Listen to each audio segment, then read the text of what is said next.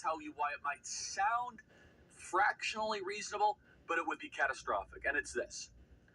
Illegals that have been here for more than 10 years, they have committed no crimes.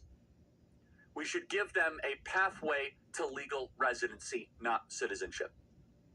Let me repeat it again. This is likely what someone is going to propose. It's not amnesty, Charlie, but illegals that have been here for 10 years, committed no crimes, we should give them a pathway to legal residency. I want you to think about that during the break, and then I am going to give a response, and one that you might not expect. I think every reasonable member of our common sense movement could potentially at least say, you know what, I see it. You've been here for 15 years. You know, you've worked as a chef. Okay. Now, hold on. Now, first of all, I principally don't share that view, but I understand if you do. However, let me just repeat again what someone is likely to propose. Illegals that have been here for 10 years, committed no crimes, they should be given a pathway to legal residency, not citizenship. Okay. So I want you to think about this in 3 different steps. Number 1, we do not know how many illegals are in America, and there is no record whatsoever of when they came in. The Democrats are not wrong about something. They are undocumented. We have no documentation whatsoever. Therefore, there's a great mystery around their status. So if someone has been here 16 years, or someone has been here for 6 months, how do you define this? The 1986 amnesty was like this. 3 million people got it, way more than were expected. People were still claiming that amnesty within the past decade. So the 86 amnesty lasted many more years. You can still claim it, by the way, as long as you argue you did agricultural labor in 1985. So basically, you're expanding a window that as long as you're willing to lie, you can get some form of amnesty. Now, here's the key, though. Here's the kicker. That's important. But the more important one that will end this proposal and should make it DOA.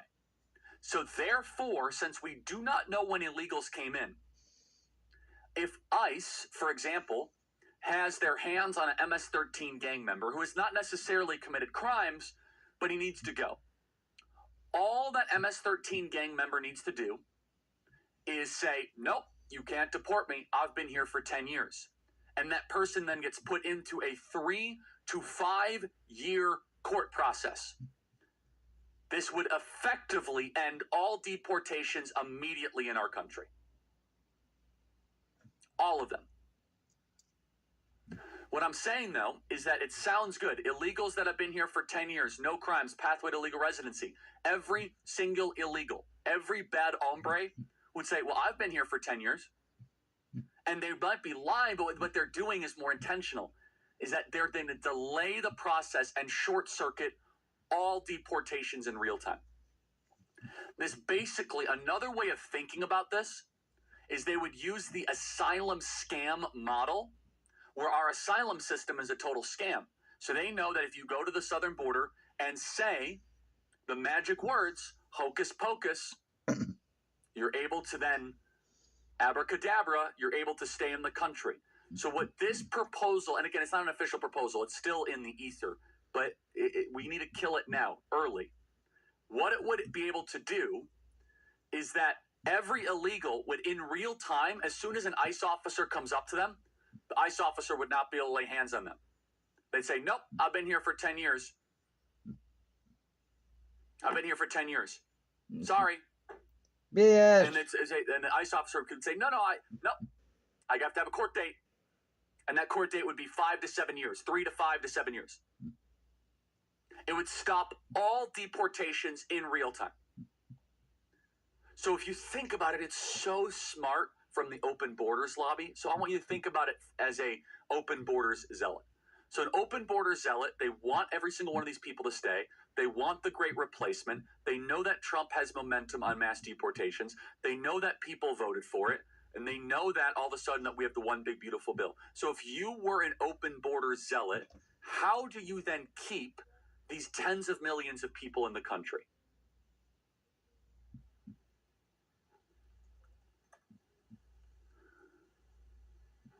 How do you keep these tens of millions of people in the country? That's a good one. You keep them by having just a rhetorical and a linguistic tool, basically a way that stops all deportation in real time.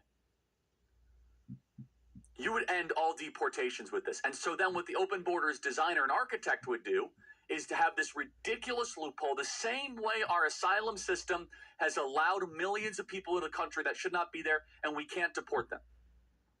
And they do it on the good intentions, MAGA. The good intentions that a lot of common sense people, they say, you've been here for 17 years. So it's using our good heart against us. And isn't this the pattern of how they have changed America by mass migration? We have big hearts. We're compassionate. So they would weaponize the compassion. And you would then have 20 million people. Every time someone would try to be deported, they'd say, all they would have to do is be instructed and say, I've been here for more than a decade. And even if you know they are lying, it would take 5 years to adjudicate that lie. Therefore, short-circuiting our entire mass deportation agenda. We'll be right back. About this, again, informal still, kind of mill. What are you hearing? What is the kind of chatter in the U.S. Senate? So what's interesting is I got back to Missouri after the big beautiful bill, and so I kind of tried to unplug a little bit. So I'm flying literally after the show. I'm catching a flight, and so I'm going to check into this. I would just be shocked, honestly. There's just no way you can go from campaigning. One of the two big issues, and I think you did too. I spent a lot of time with him on the campaign trail. I mean, he talked about obviously inflation and then migration, and you meet mass migration with mass deportations. In the big beautiful bill, front loads now money to finish the wall, build detention beds, have a lot more ICE agents to go do this thing.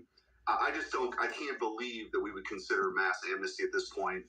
So I'm going to check into it. I'm glad you sort of raised the alarm bell on this, but as I tweeted out on the meme, my offer is this: nothing. There's just no way we can go down this road right now. So I want to play some of this here. We've not covered this nearly as much as we should, but let's go to this one here. This is 308. Crazy. And what's amazing too is this level of intensity you don't see for American citizens. It's sort of like with Ukraine. A lot of those on the left, they're way more interested in defending the borders of some other country than they are of our own. It's really strange. It's part Trump derangement syndrome. It's part kind of, I think, this globalist mentality that everybody deserves to be here, and that America is no different than any other place, that we should just let everybody in, have access to communities and taxpayer-funded services. It's ridiculous. So I think this is our time to prove that we are truly a sovereign country, that we're not going to be intimidated, that we put this money up, we're going to hire more people, we're going to deport more people, and there's nothing that the left can do to stop it. They lost election over it. They're losing in court over it. The people are with us. And every Democrat should be condemning the kind of violence that we're seeing with these, assaults that we saw, these ambushes. And sadly, I hope that we've seen the last of it. But given the rhetoric, I'm not so sure we have. Last question here: to prevent the Chinese Communist Party from purchasing farmland. I know this is something that you've cared a lot about. I want to make sure we get this in. Under no means should we allow Chinese Communist Party oligarchs to buy single-family homes, or let alone farms in our country. And I look at these young kids that are trying to buy homes in Scottsdale, and they're getting priced out by either private equity or by Chinese Communist Party purchasers. Your thoughts, Senator? Yeah, we have to change the way we view communist China. This isn't some trading partner that we want to have, get cheap goods from. This is the 21st century, Charlie, will be defined by who wins this great powers competition, United States of America or Communist China. They are a country that has concentration camps. They are building islands. They're fully weaponized. They have hypersonic missiles. They would love to infiltrate our country, control supply chains, even here at home. That's their play on farmland. And by the way, it is worth noting that drone attack that you saw in Russia from the Ukrainians, we are naive not to think that we have vulnerabilities, and we better recognize that China like that. Senator, keep up the great work. Thank you so much, and safe journeys to D.C. And you just got to tell your colleagues, no amnesty. And by the way, also, none of this like, oh, illegals have been here for 10 years. And I just want to just get your ear on this really quick. We don't know how many illegals there are. We don't know how long they've been here. And therefore, if that's the new criteria, all someone would have to do that even there are 6 months is say they're here for 10 years. And it would literally short circuit all deportations. Think about the asylum scam on steroids. So even if someone says, well, it's not citizenship, it's a loophole that would be able to stop the entire deportation agenda. So just kind of keep that Charlie, in mind. one other thing. Please. One thing that we should do, we have an expedited removal process in statute, but that's only for 2 years. And so I've actually got legislation to expand that beyond the 2 years. So you can actually move for deportations quicker.